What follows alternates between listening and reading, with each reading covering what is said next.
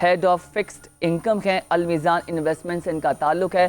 Sir अस्सलाम वालेकुम and welcome to the show. Good morning, कैसे हैं फैजान साहब? ठीक हैं आप? Thank you first of all for inviting me in your show. Sir सबसे पहले तो ये कि आप लोग जिस सेक्टर पे काम कर रहे हैं, इन्वेस्टमेंट बहुत चैलेंजिंग है लेकिन बड़ा इंपॉर्टेंट है। इन्वेस्टमेंट होगी तो रिजर्व्स आएंगे, रिजर्व्स आएंगे तो पाकिस्तान स्ट्रांग होगा। सर इस वक्त जो मौजूदा सूरत हाल है, क्या देख रहे हैं आप बैंकिंग के हवाले से? देखिए, बैंकिंग सेक्टर तो आपने देखा ग्रो कर रहा था और काफ़ी जो ग्रोथ थी वो भी काफ़ी स्पीडी ग्रोथ थी। रीज़न ये थे कि इंटरेस्ट रेट जब ऊपर आए तो हमने देखा कि जब भी इंटरेस्ट रेट ऊपर आते हैं और आपने देखा कि इन्फ्लेशन की वजह से इंटरेस्ट रेट ऊपर थे तो वो सेविंग कल्चर थोड़ा मुल्क का बेहतर हो जाता है, क्योंकि जो रेट ऑफ रिटर्न है वो काफ़ी बेहतर हो जाता है compare to other investment vehicles. Like हमने देखा कि स्टॉक मार्केट जो है वो इतनी अच्छी ट्रेड नहीं करी थी पिछले 3-4 सालों से, तो उसकी एक वजह ये थी कि सरमायादारी जो है वो नहीं हो रही थी। तो अभी भी टर्नओवर फैजान भाई इतना ज़्यादा नहीं है।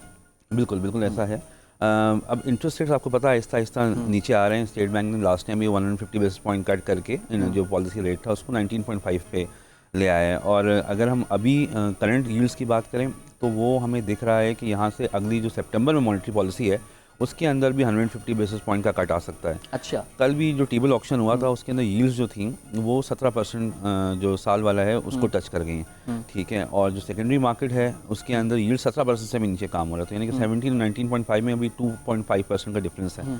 तो हमें लग रहा है कि आगे जाते हुए और हम मॉनेटरी पॉलिसी में जी हम तो ईजिंग देखें। खबर है सर जी, और ये चीज़ जो है वो आपके बिजनेस को भी बहुत पॉजिटिवली इम्पैक्ट करेगा। अच्छा, आपने देखा कि मैंने जिसको बताया आपको इंटरेस्ट रेट नीचे आ रहे हैं उसका फ़ायदा है। उसकी एक वजह ये भी है कि जो इन्फ्लेशन है वो कंपेयर टू लास्ट ईयर जो है वो नीचे आ रही है। हमने इससे पहले जो 2 साल देखे उसमें 30% और 24% का इंक्रीज़ देखा। तो जो बेस था हमारा, जो क्योंकि ये बेस के ऊपर होता है ना, यानी कि अगर इंडेक्स था 2002 में 100 रुपये का, तो अगर 29% बढ़ गया तो अब वो 129 पे आ गया, वहाँ से 24% बढ़ गया तो यानी 158 पे आ गया। तो अब वो जो बेस है वो इतना बड़ा हो गया कि वहाँ से इन्फ्लेशन उस रफ्तार से नहीं बढ़ी जैसे पहले बढ़ी, जैसे जिस वक्त डॉलर ने 300 क्रॉस किया था सर। एग्जैक्टली, वो इम्पोर्टेंट इन्फ्लेशन थी। बिल्कुल, जो 1.5 साल पहले हमारी बिल्कुल ऐसा ही है। ठीक है, हमने इम्प्रूव किया है।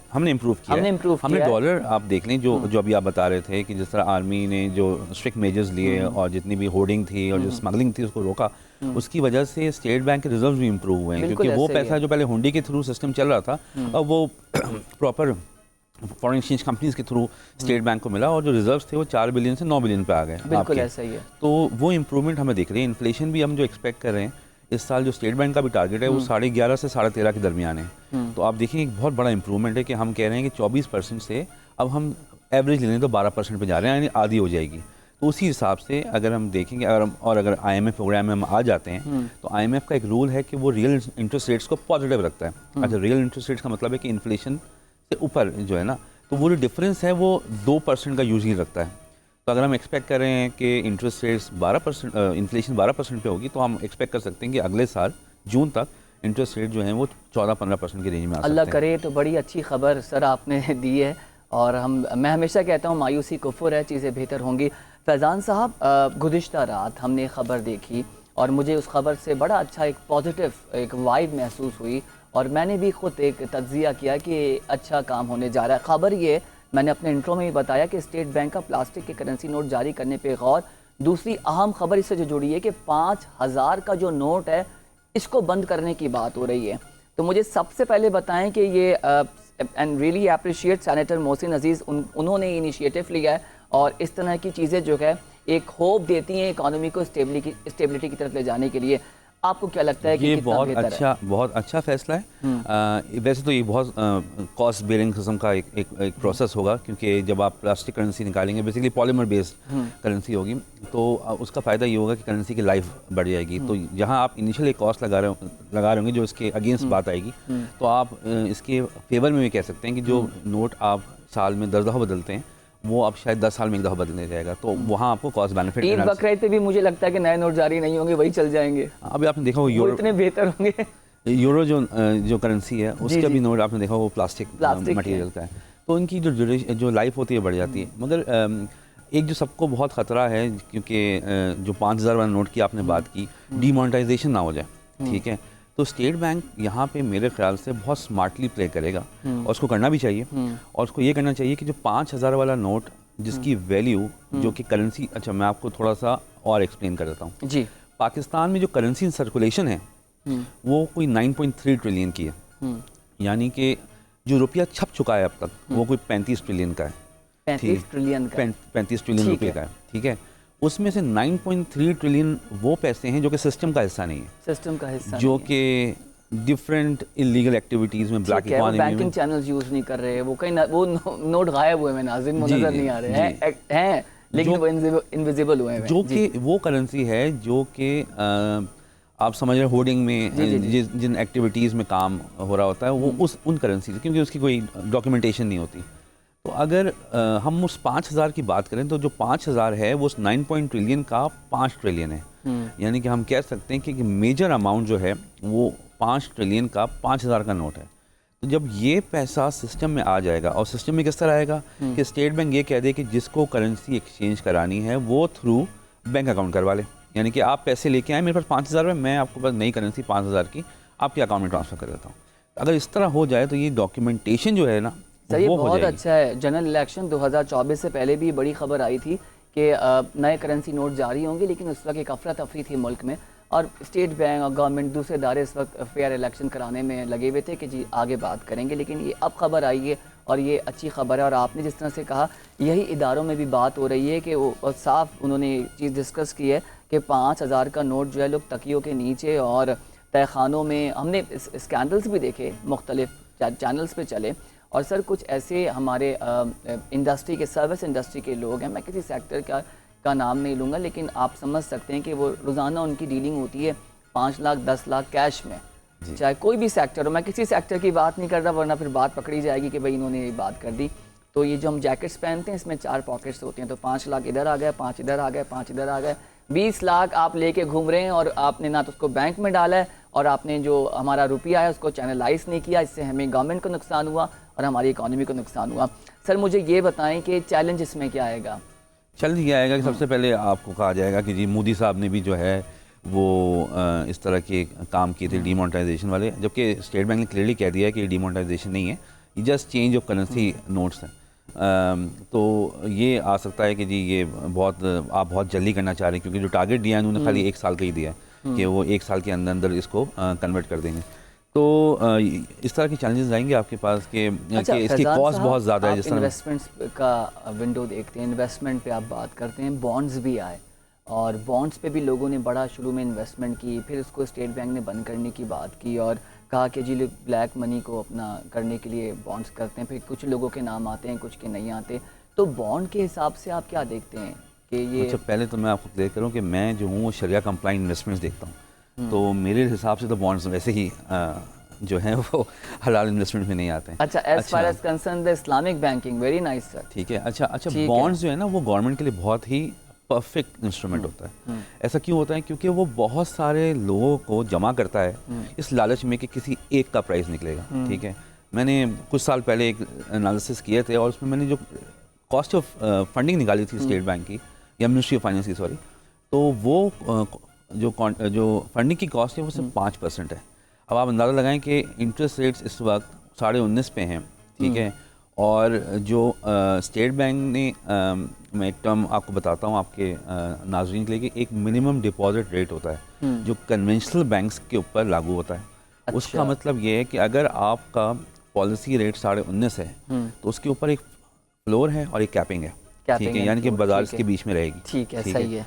तो जो फ्लोर है, काइबोर शामिल है? मैं आपको काइबोर को ही बताता हूँ। इन दोनों के बीच में यानी कि अगर पॉलिसी रेट 19.5 पे सेट कर दिया है तो जो डिस्काउंटिंग विंडो है, जब बैंकों के पास पैसे नहीं होते वो जाके डिस्काउंटिंग कराते हैं स्टेट बैंक से, वो 20.5 पे, और जब बैंकों के पास ज़्यादा पैसे होते हैं तो वो जाके पैसा स्टेट बैंक के पास रखवा देते हैं, वो 18.5 के ऊपर है। तो जो मिनिमम डिपॉजिट रेट है वो फ्लोर से 50 पैसे नीचे है, यानी कि 18% का रिटर्न एक कमर्शियल बैंक ने अपने डिपॉजिटर को देना ही देना है। ठीक है, तो ये इसलिए करता है ताकि एक सेविंग कल्चर जो है वो इकोनॉमी में चलता रहे। अच्छा फैजान साहब, डिजिटल बॉन्ड की भी बात हो रही है, उसको कैसे एग्जीक्यूट करेंगे? डिजिटल करेंसी के ऊपर स्टेट बैंक ने काफ़ी प्रोग्रेस स्टार्ट किया है और इस पे लग ये रहा है कि स्टेट बैंक की कोशिशें हैं और back and fourth state bank ने काफ़ी इस पे सेमिनार्स भी किए इंटरनेशनल पैनल्स के साथ, उसमें मैं भी शामिल था।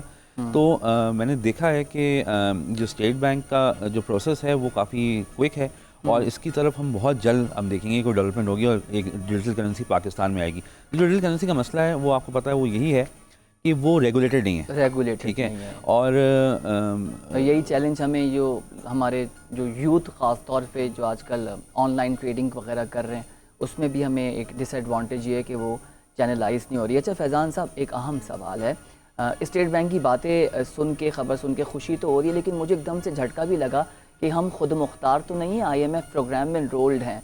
तो हम इस तरह की पॉलिसीज़ बनाने से पहले IMF, तो आपको लगता है कि IMF ये इस तरह की चीज़ों को अप्रिशिएट करेगा और हमारी मुल्क में ट्रांसपेरेंसी, ख़ास तौर पे ये जो रुपये की इसमें स्मगलिंग है और होल्डिंग जो लोग करके रखते हैं, इस वाले इक़दाम में स्टेट बैंक इस पॉलिसी को सराहेगा?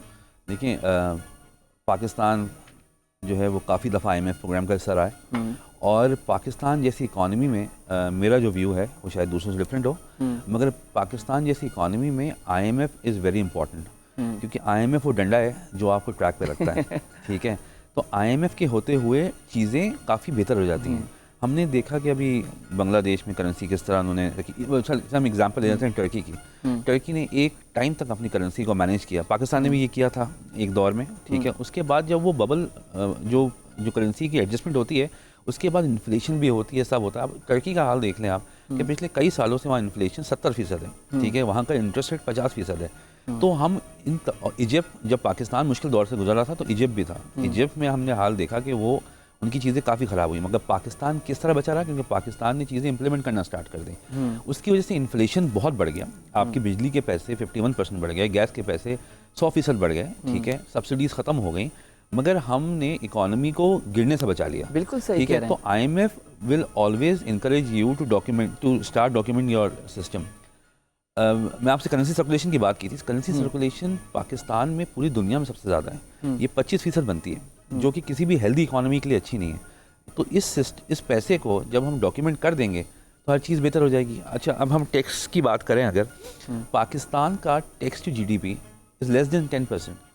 और हमने बहुत कोशिश की इमरान खान के दौर में भी, नवाज शरीफ के दौर में भी, कि किसी तरह ये नंबर इम्प्रूव हो जाए, मगर हमने देखा है कि नंबर इम्प्रूव नहीं होता। फैजान साहब, मुझे याद है, मैं किसी गवर्नमेंट की बात नहीं करूँगा, लेकिन जब नवाज शरीफ वज़ीर आज़म थे और स्टार्ट के उनके 2 साल बहुत खूबसूरत गुजरे। हमारा जो डॉलर था वो भी बहुत स्टेबल था और मुझे अच्छी तरीके से याद है कि जब नवाज शरीफ निगरां वज़ीर आज़म की कुर्सी देने से पहले उठे तो 108 पे डॉलर था और पेट्रोल हमारा 100 से अंदर था। और फिर पीपल्स पार्टी की गवर्नमेंट आई तो पेट्रोल ने हमारे सेंचुरी क्रॉस की। तो वो जो 2016-17 वाला टाइम था ना, आई बिलीव पाकिस्तान का सबसे खूबसूरत टाइम वही था। उसमें भी ना कॉन्फ्लिक्ट आता है बातों में। डॉलर स्टेबल होता है जब आपके पास डॉलर का इन्फ्लो कंटिन्यूसली रहे। ठीक है। अगर आप डॉलर को आर्टिफिशियली मैनेज करेंगे, मैंने आपसे जिस तरह कहा है, तो डॉलर अपनी मार्केट वैल्यू पे आई जाएगा। जितना आप उसको पुश करेंगे वो उतनी स्पीड से जाएगा। बिल्कुल सही। जब वो स्पीड से जाता है तो फिर वो देखता नहीं है कि कितना नुकसान हो रहा है, फिर वो नुकसान देता हुआ जाता है। तो ये चीज़ देखें ना कि आप इम्पोर्टेड इन्फ्लेशन पाकिस्तान में कितनी बढ़ गई। ठीक है। अगर हम बात करें कि जो इन्फ्लेशन की मैंने आपसे बात की, आपकी जो रियल इनकम है वो रिड्यूस हो गई। किस तरह? यानी कि पाकिस्तान में पिछले 2 सालों का, बल्कि अगर हम कहें कि इस साल भी पिछले 2 साल लगा लें कि एक साल 29% बढ़ी, एक साल 24% बढ़ी, तो आप अपना और दूसरों का ज़रा अपनी जो सैलरी पे स्लिप से मुकाबला कर लें कि क्या वो 30% बढ़ी है। ये भी है। तो आपकी बेसिकली इन्फ्लेशन की वजह से रियल इनकम तो कम हो गई। रियल इनकम, यानी कि एग्जैक्टली। ठीक है। उसके बाद आपको फर्दर झटका कब लगा कि जब कॉस्ट ऑफ लिविंग बढ़ गई, जब IMF ने कहा कि सब्सिडीज खत्म करो और प्राइसेस पास ऑन करो, तो बिजली के पैसे भी बढ़े और गैस के पैसे भी बढ़े। चीखें निकल रही हैं। मुश्किल हो गया है एक आम आदमी के लिए ज़िंदगी गुजारना। बिल्कुल सही कह रहे हैं। एक आम आदमी के लिए ज़िंदगी गुजारना नाज़रीन बहुत मुश्किल हो गया है। और फैज़ान सलीम साहब, आपके वक्त का बेहद शुक्रिया। आपने इतनी खूबसूरती से पाकिस्तान की इकॉनमी को और इतनी अच्छी तरीके से ये बात कही